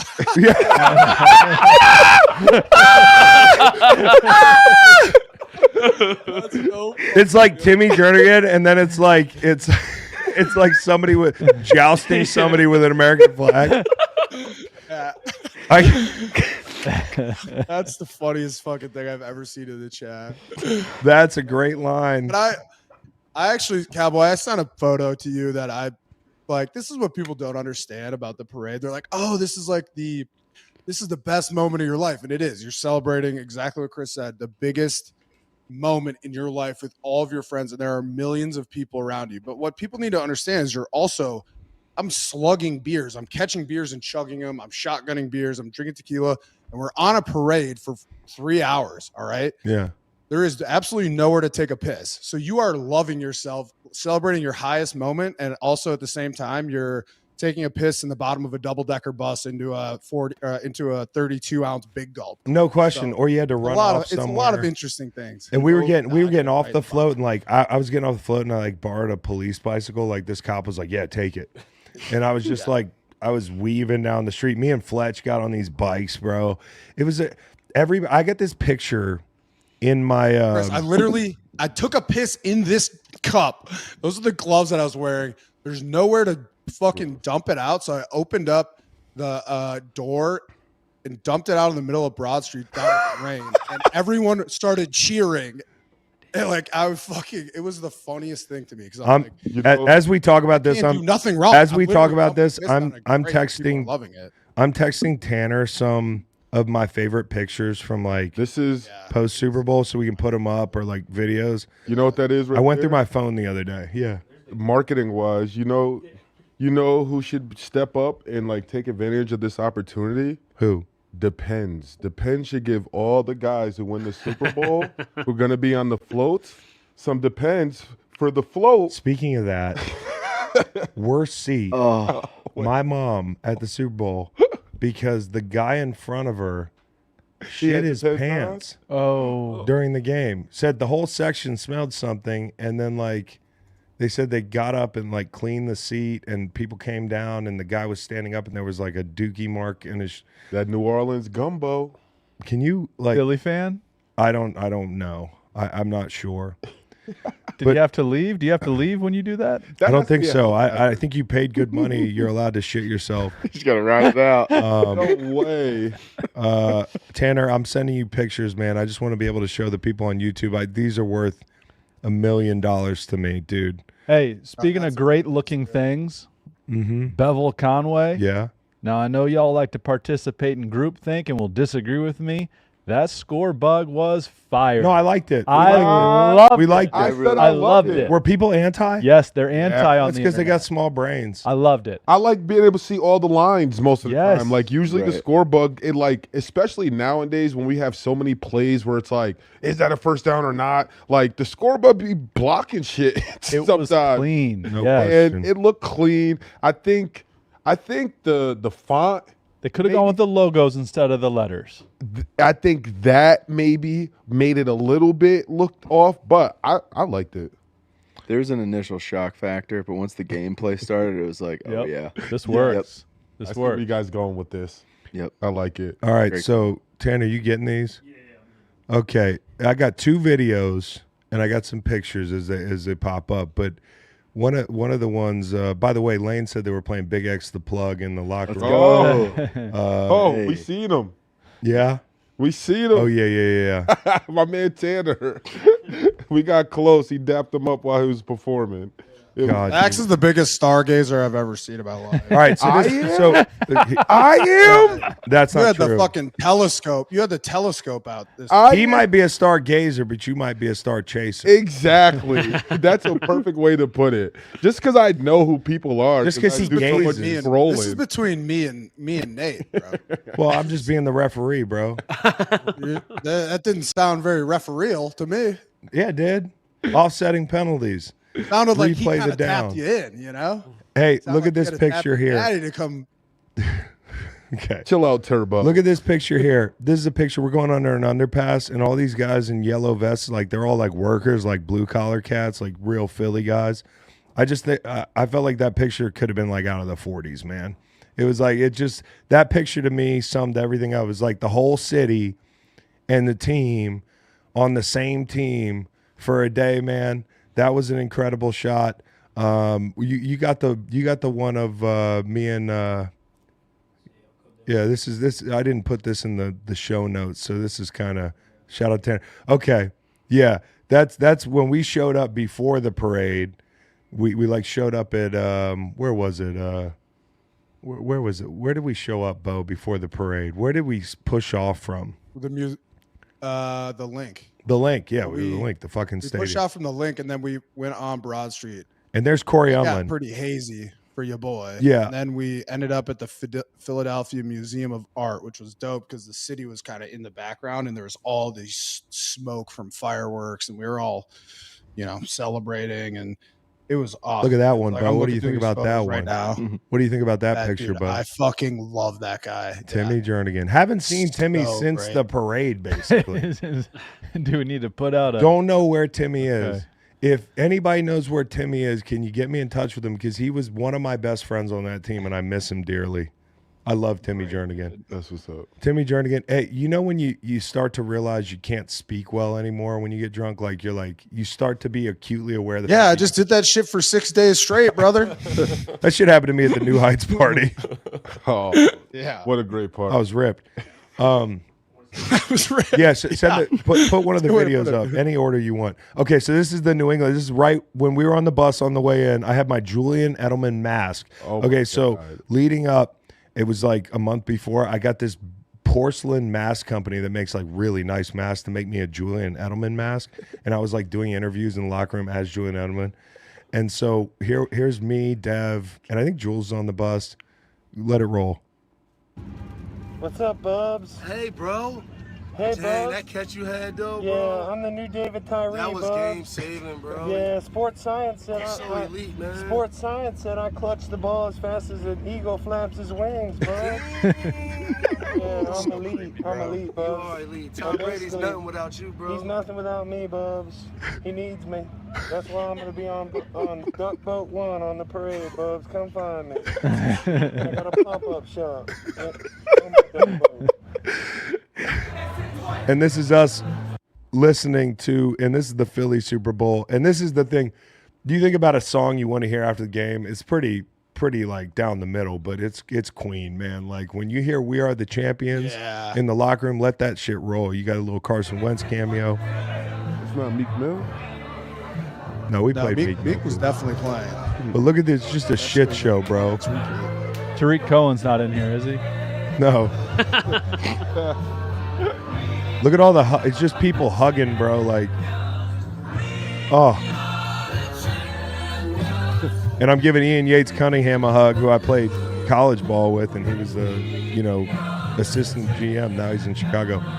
IYC. But I got chills thinking about it now. The rest of the video sucks. But I got chills thinking about every moment. Yeah, anything you name, whether it's the plane ride back, the late night, the night of the game, and coming back, bro. And I think to wrap the game up, I think the coolest part to me is, and last night I said this on the podcast, like some people asked me before over the last couple of years, like, what are you going to think if they win it again? Like, do you want to be the only team? Maybe a couple guys are like, damn, we were it. I love the fact. Yeah, we don't matter anymore, Chris. We don't matter anymore. I don't mind it. My appearance fee money just went way down, brother. But you know what? Here's the coolest part about it. And I called us the other team last night. I was part of the other team.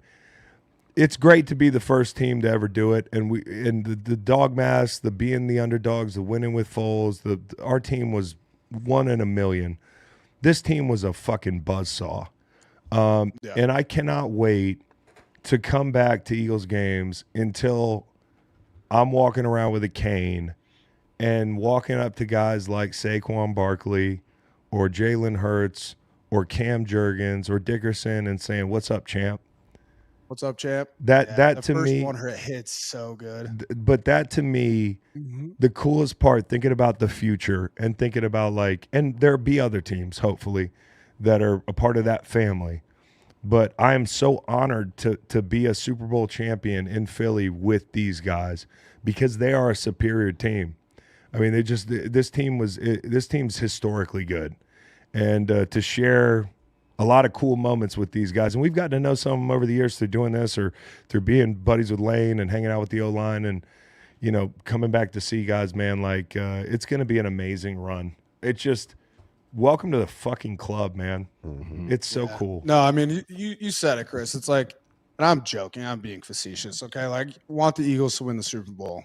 We love the Eagles. We've been hot on the Eagles forever.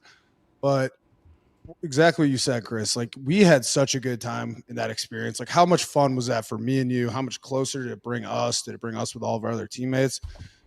You know, as a player, like, you want that for the young guys on the Eagles roster. You want that for Cooper, for Quinyon. I want it for Cam Jurgens. Yeah. These guys, these young players. I want it for Zach Bond, who played incredibly all year and won a Super Bowl in the stadium for the team that he was at previously. You know, like, I want them to have these moments because it was such a special moment for me in my life. And I'm so excited that they have that now too. It's great. It's a good thing.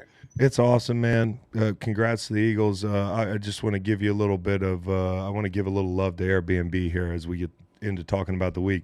What's up, y'all? We just got back from our epic trip to the Super Bowl, and the Airbnb was incredible, guys. I mean, it was just like we walked in and, you know, Buffalo was great, but this was even better, Matt. We were all blown away. Convenient location. It is the best Super Bowl city. I can't wait for next year in San Francisco after this one. If we're doing stuff with Airbnb, I know they're going to hook it up. If you're thinking about going on a trip somewhere, not only should you stay in an Airbnb, but you should consider becoming an Airbnb host. That's another thing. You know, I always joke about, you know, leaving town on a business trip like this and listing my house as an Airbnb and not telling my wife, and the people just show up and that sort of thing. But I'm kind of serious because you can make real money listing your house. Even your real estate can't help you with that. Only Airbnb can help you. Head to airbnb.com/host to find all the details. Airbnb hooked it up. It was awesome. Should we shout out Yeti as well? I mean, Yeti was great. I got a Yeti bag. We had so many damn Yeti bags. We had, look at these Yeti green light. What do they call these? That's a water bottle. We got tumblers. Tumbler. That's the thing I'm always. Flasks. Yeah. Just Yeti is one of my favorite products, period, because like I'm on the river all the time, and yeah, that stuff is kind of the gold standard as far as keeping your stuff dry or keeping your stuff cold or yeah, I'm always using Yeti. So it's kind of a full circle moment to think that like, hey, at work we're getting Yeti hookups, but the backpacks, the duffel bags, this summer's kayak trips are going to be better than ever. We got coolers, drinks will be cold. So join us with Yeti and get the gear that performs the best when it matters most. We had some awesome sponsors for this trip, including Live Fire, right? Kingsford. Live Fire came with King. Live Fire Republic, yeah. Live Fire food. We didn't have to do one reservation. It was amazing. Faction and I were talking about I'm not gonna lie, it kind of cut out a lot of content that I thought I was gonna do. Yeah, but like food content. Yeah. We didn't go. I don't think I had a single sit down meal. I just was eating in our kitchen. And honestly, you think about it, we go on these trips.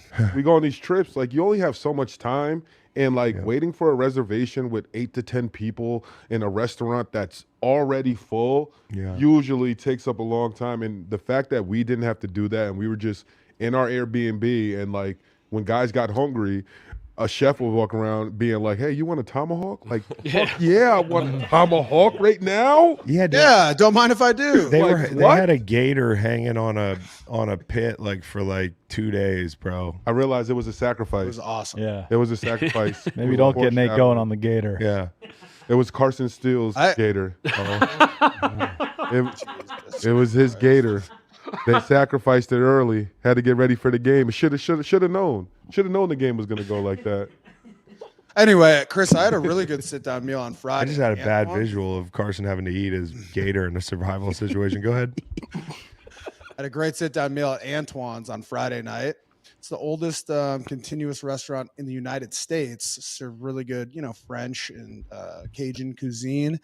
More importantly than that were the individuals that I shared the meal with. Sat right next to Diane Long. Yeah. Howie Long, right next to your brother, Howie Jr. And you got paid. Probably one of my, well, not yet, Howie. But no, it was a good event. It was so funny because it was a lot of the people that were at the dinner too were from Australia and Fiji.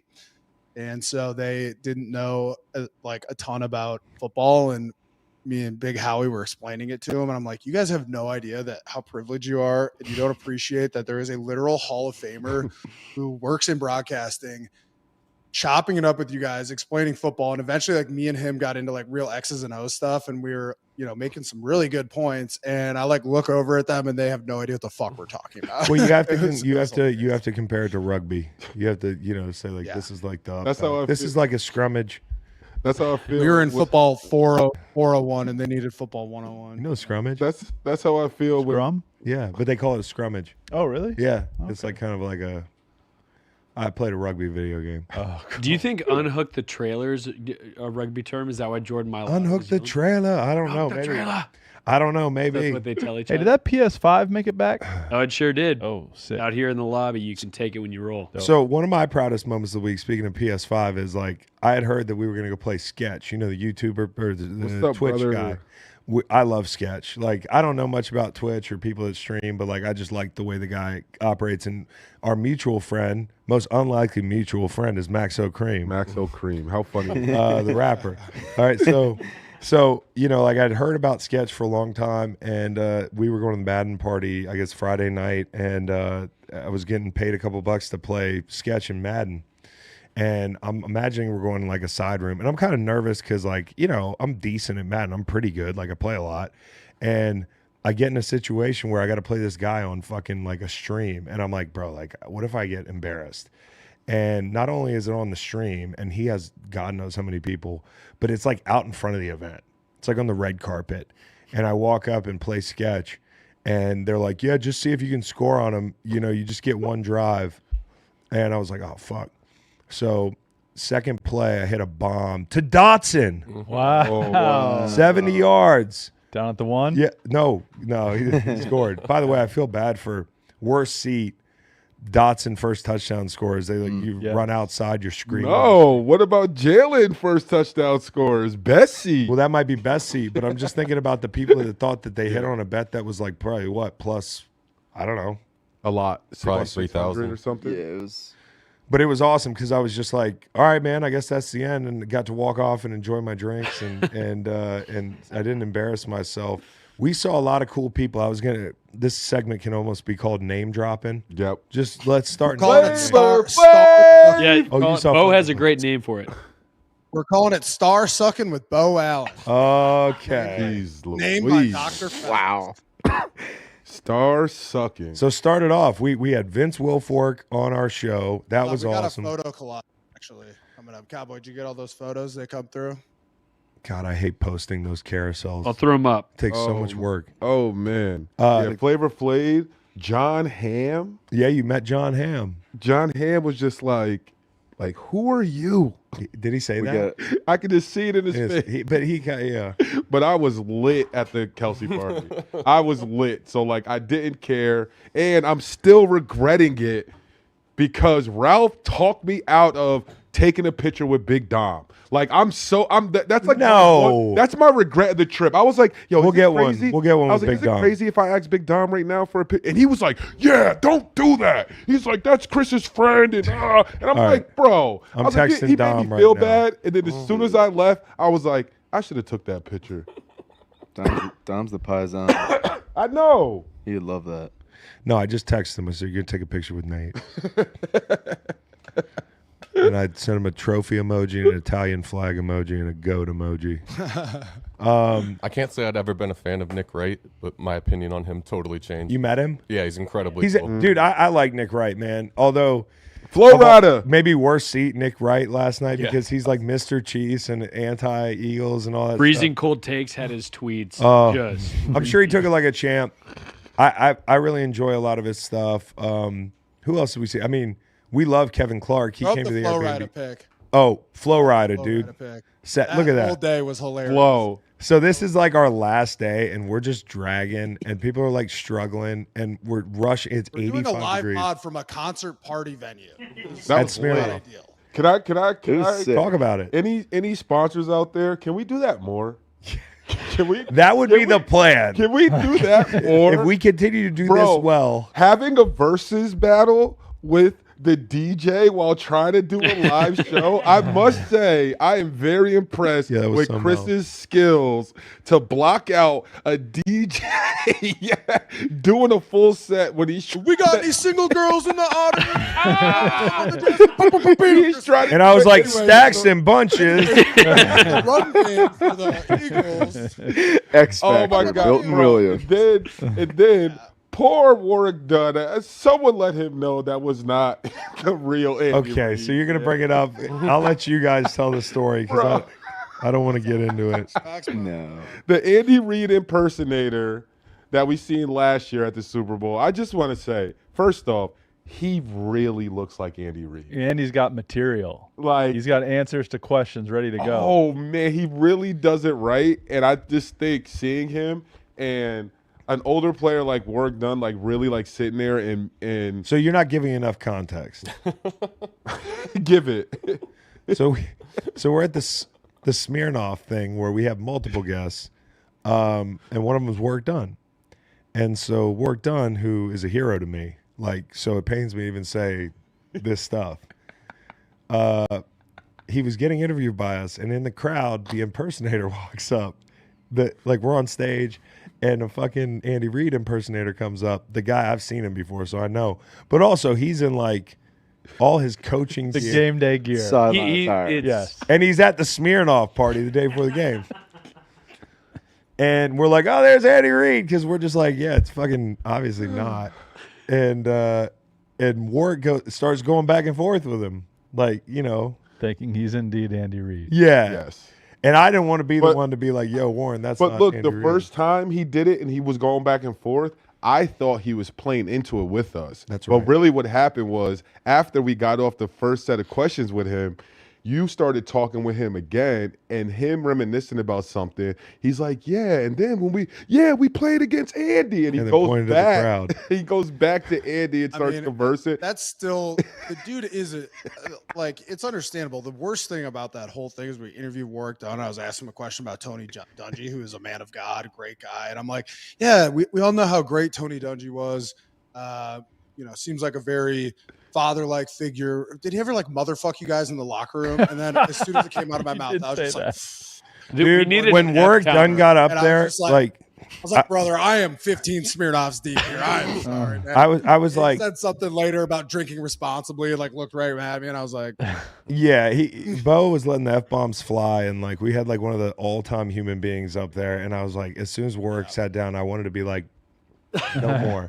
But Beau only has so many adjectives on day 3 of a bender. Yeah. Hey, Drip was the King, fourth Drip meeting. King. I want to give Drip King to Beau Allen. As Ralph said in the group text upon us leaving, Beau is the baddest bitch he knows. His outfits all week were on point. I don't know how you find this stuff or put it together. What would you describe your aesthetic as? Hot girl aesthetic, hot guy get aesthetic. a guy that can do it all, Chris. You know, Yeah. it's- just versatile. It's oh, rich. oh, there's us in Jelly Roll and Rich Salvation Army swag. the guy from Top Gun. Yeah, who Miles, as Beau mentioned, like we got to meet him like a long time ago because he's a huge, like, serious Eagles fan. And then we went to Stapleton with him both nights. Way back in the day, he was on this show in the dawn of this show. And I got to say, I'm pretty impressed with him because he's been in Top Gun. He's friends with Tom Cruise. Like, all this has happened since we hung out, and he's still cool as shit. And I'll say this about Miles. We were like walking through the casino and all that with Kelce and Miles, and people do not stop Miles. They don't recognize that it's him. Kelce gets stopped 10 times as much as Miles, which makes sense, I guess. Well, it's like it was Gilly to King. Kid Get Gilly. or King. Is it Kid or King? I guess it's either one. King now. It's Both. King now. King, It's King now. Not a kid anymore. But he did. some respect He on skipped the Prince step. Yeah, just straight to King status. He's getting like obliterated by fans and stuff. And he like Kelce, we were gambling on the craps table. He comes over and like jumps into Kelsey's arms. And it's like, I'm just sitting there talking to Miles Teller, like one of the biggest movie stars on the planet. And no one is like, Nobody no says one anything. knows. People are like, Bo! And I'm like, yeah. Miles has got It's a good. fucking- Miles has a good fame. Like everybody knows who Miles Teller is, but not everybody recognizes him. So I don't know. What about the workaholic guys? Oh, dude, I love those guys. I mean, yeah, those guys are so cool. They broke a light. so cool. I don't like Dude, they broke a Durs light. is the homie. Like Durs, we known Durs from a while back, and I don't know how we all got hooked up, but like then he came on the show and he was awesome. And Macon talked to him and the whole thing. Did you see him? No, Because he was talking about you. He was like, I can't wait till he fucking gets here. I'm like, Well, no, remember he was giving went, you shit? He went to Wisconsin. Yeah. Yeah. He went to Wisconsin. He was roommates with one of my favorite coaches at Wisconsin, who's a strength coach for the Chargers. Well, yeah, he good dude. And then the guy with the long hair who's Blake. He's like my favorite guy on that podcast. He's like hilarious. And that he didn't disappoint. He is a fucking piece of work. And so we were shitting on him because I was like, he's like, no, I'm a pretty good athlete. I was like, oh yeah, I bet. Like, I'm sure you are. Like, fucking joking with him. He's like, there's a football rolling around. You could say it. Football, and he's like, I mean, say it. Anyway, he's like, I bet you I can hit that light over there. And I'm like, nah, you can't hit it. Just why would you bet somebody that you could hit a light?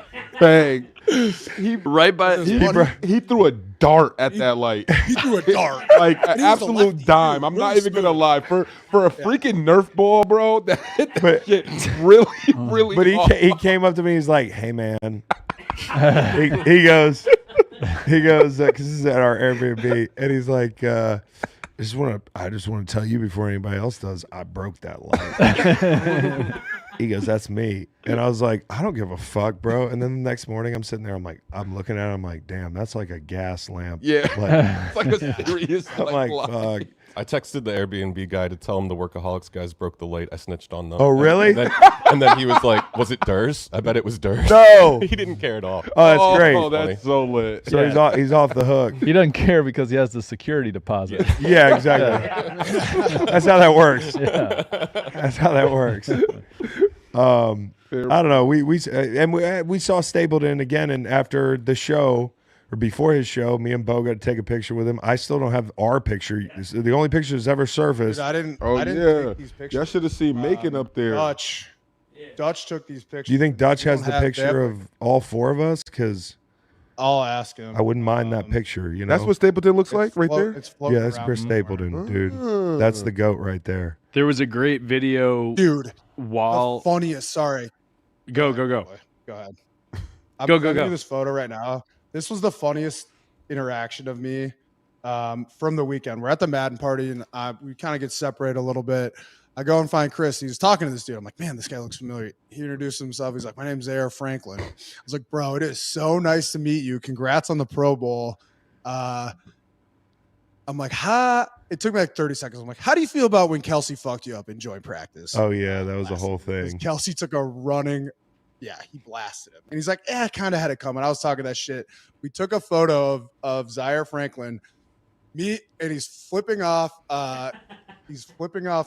I sent it to Kelce and said, you better keep your fucking head on a swivel.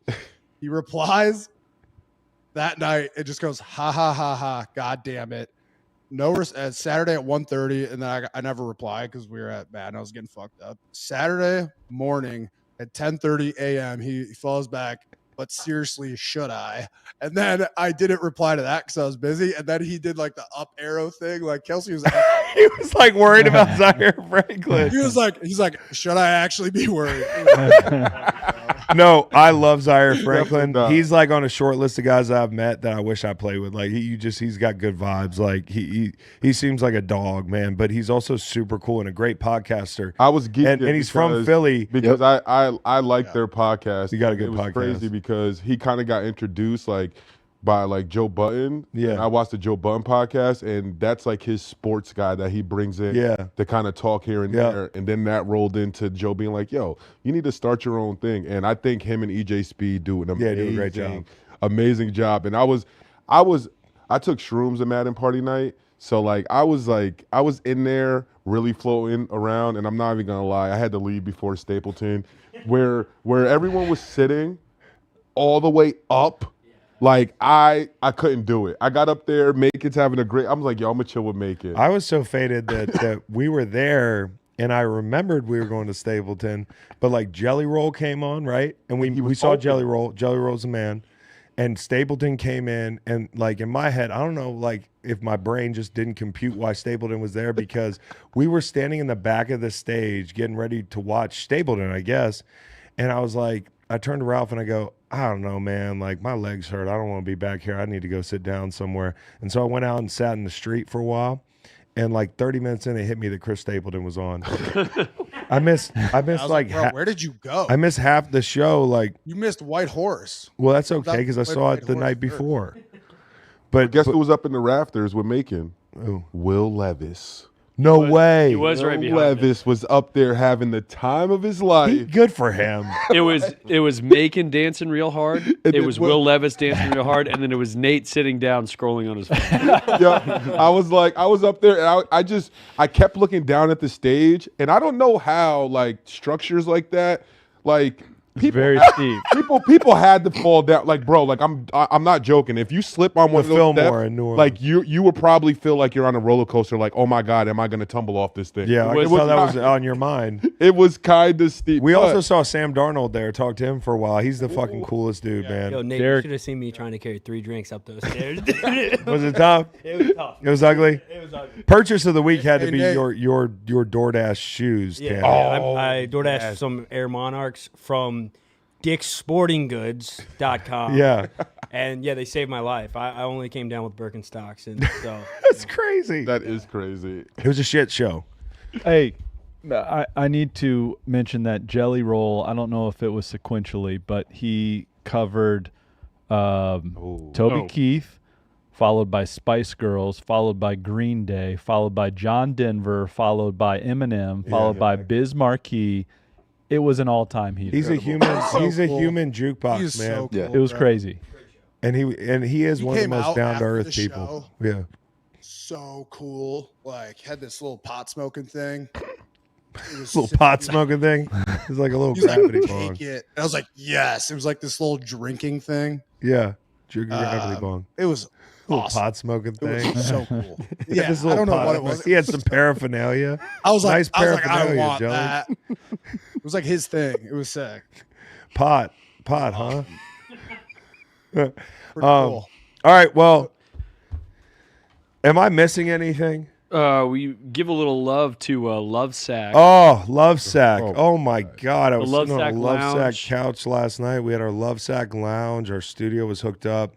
Airbnb furnished with Love Sack. Amazing setup. We had sectionals, bean bags. One of them Barry Sanders sat on.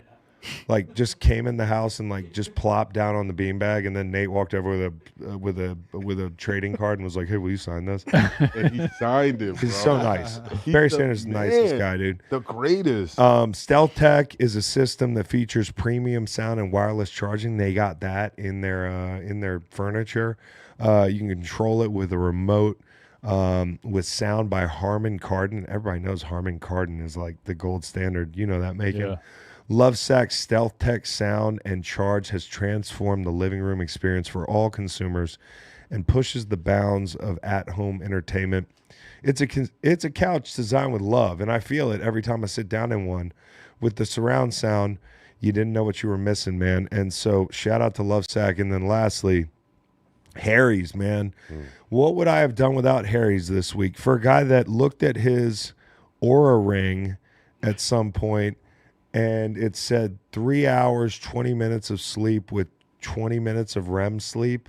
Like I did that for 3 nights.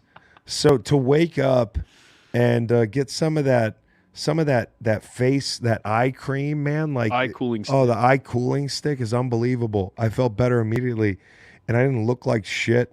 You know, you get the puffing, the swelling. You got to bring that down. I got a facial massage tool. The thing did wonders for me. Pro tip: put the cooling eye kit in the fridge or the freezer for best results. Use both in the morning and at night for long-term benefits. I did forget to apply it at 5 a.m., but I definitely used it in the morning. So grab yourself a cooling eye kit from our good friends at Harry's and get ready for whatever the day has in store for you.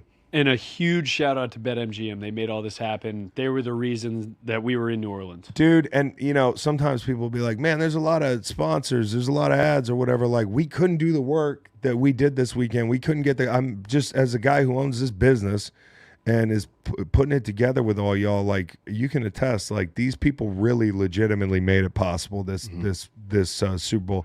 So, Sportsbook born in Vegas. They just got to get YouTube. BetMGM, new customers sign up and get the first get up to $1,500 paid back in bonus bets if your first bet loses.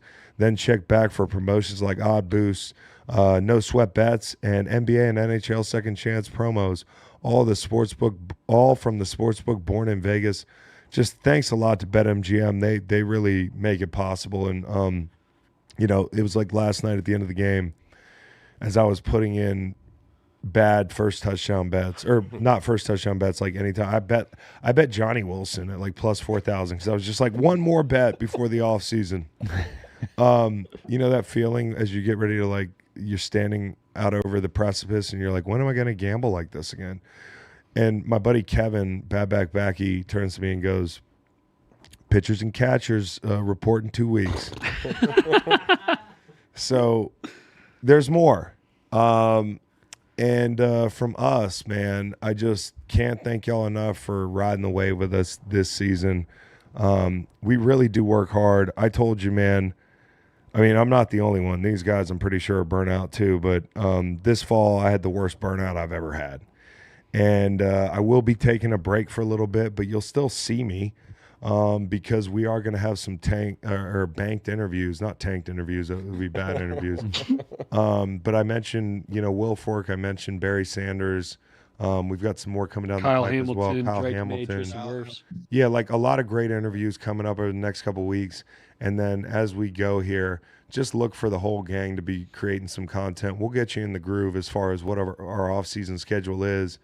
But as a coach would say, hey, go get off your feet, enjoy your time, and have a garage beer or two. Have a garage beer or two. And when you get back, I want you to run through the door. Jeff Fisher used to say this. He used to go, I want you to sprint through the front door in the mornings. You love being here so much. And I love coming to work with you guys as hard as it is some days to get going and think of shit to say. And a big shout out to all the talent on this show. Nate, Macon, Beau, who joins us every Monday from his humble abode in Tampa. And we got a lot of places we're going to put him to work. And Nolan, who's kind of like talent for us, I guess shout Nolan out, bro. Nolan allows me the rush every Sunday. I don't think anybody. I'm not tooting our horns, but we grind it out. And I just appreciate every Sunday having another guy who's as plugged in on ball as me that will break down tape. I'll be like, you take this game, I got this game. It's like a feverish divide and conquer before the Monday show. I mean, I'm talking we're up till 2 a.m, and then we're up again at 9, right back watching tape, getting ready for this 2:30 show. We did it 25 times, it felt like. Yep. And so we couldn't have done it without you. And then, Stanford Steve, who joins us a lot on this show. We love Steve. Meg.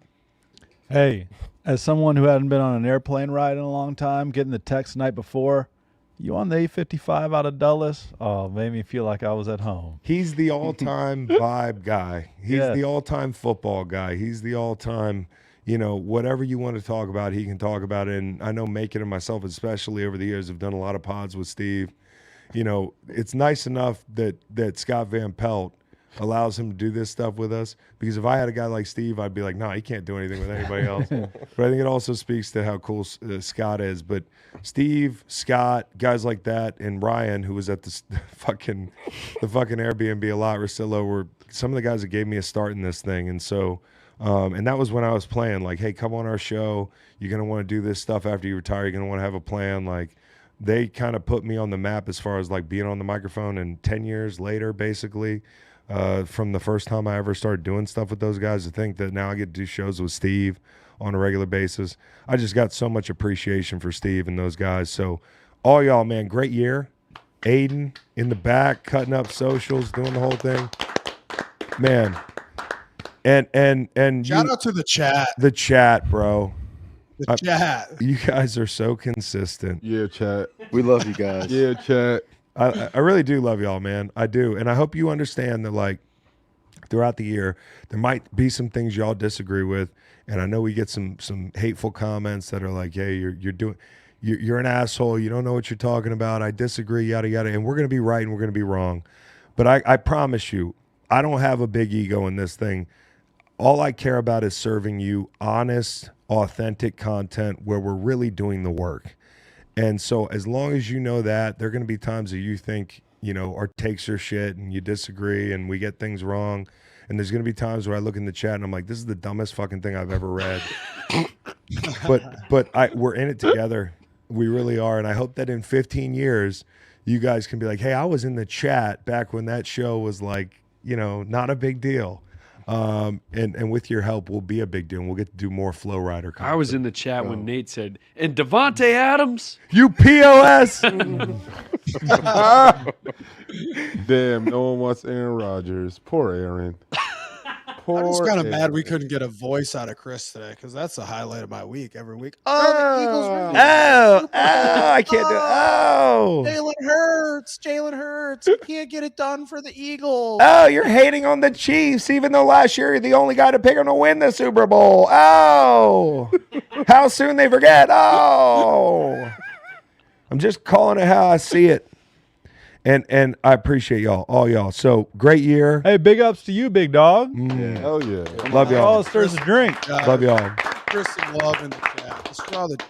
We got the best in the business. Bo's mumbling half-hearted compliments. Fuck him. Bo's in his drawers, too. I don't know how I feel about that. He's in his underwear? I got shorts on, dude. I can't. Well, Bo's about to just go rip a couple garage beers by the beach. Well, Chug them. I'll tell you what I'm about to do. I'm about to rip a cone if somebody has any. Does anybody have anything? Duh. Yes. And I'm going to take a bunch of edibles and get in this damn in this SUV and ride in the back seat until about 11 p.m. Go do Inside the NFL, and then I'm going to take the Rip Van Winkle nap when I get home tomorrow night, and we'll be ready to go. I don't know when we'll be back into a regular cadence, but we will have content for you served up. Wait, imagine you taking that edible and you going to sleep in your car and you wake up and you turn around in your same parking lot. You like So tell this. because that's what happened to me after getting from New Orleans to Charlotte. First off, you get dropped off in C20. It's a good way to end the year. You get dropped off in C20, and you got to go all the way to E40. Says the In guy less who than- loves walking around the city in of New less than Orleans. Did they tell you when to go?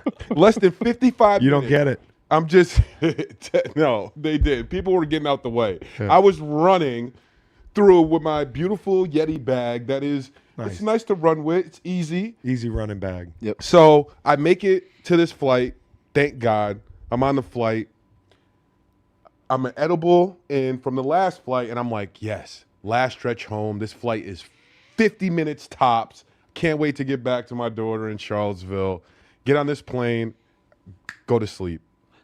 Wake up an hour later. We're taxiing, but not in Charlottesville. We're taxiing in Charlotte because they took us off the runway because there was an issue with the plane. They take us off the plane. Everyone's asking, what's the issue? What's the issue?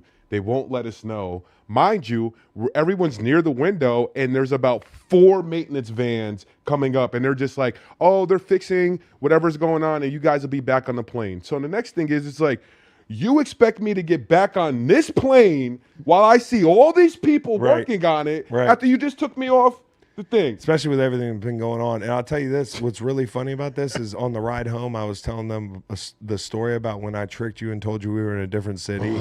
Because he woke up. And where were we at that point? Do you even remember? We were here, but we were coming from maybe we had Tennessee. a stopover in Missouri. Yep, to to refuel. refuel.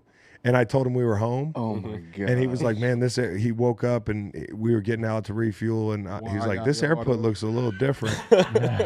Man, he got so fucking mad at me. That's one of the most mad you've ever been at me. So to think that happened to you again, more of the story is like, keep your eyes open, bro. Bro. But I made it home. It was great. But the last fuck you of the year, it goes to Buffalo Wild Wings. It's the goddamn Super Bowl.